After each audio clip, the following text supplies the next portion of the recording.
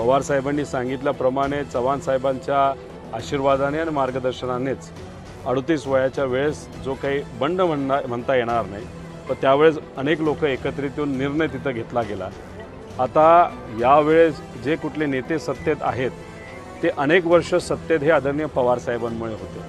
कुठंतरी कुणीतरी भाकीत केलं की परत एकदा भाजपचीच सरकार या देशामध्ये येणार आहे आणि मग तशी सरकार आले तर अनेक लोक आपल्यातली अडचणीत जातील, नाही तर जाऊ शकतील, काही कारवाई होतील, म्हणून काही लोकांनी विचार सोडून ते सत्तेत गेलेले आहेत। आज सत्तेत राहिल्यानंतर अनेक लोकांना असं वाटतं की सत्ता फक्त आपल्यामुळेच मिळालेली आहे। सत्ता नाहीतर आपण राजकारणात काम करत असताना लोकांमुळे आपण असतो, आपल्यामुळे लोक नसतात, हे कुणी विसरू नये असं आम्हा सगळ्यांना वाटतं। ठीक आहे, आमच्या पुढं मोठी आव्हानं आहेत, मोठी शक्ती आहे, मोठी ताकद आहे, पैसा आहे, आमच्याबरोबर लोक आहेत, अशी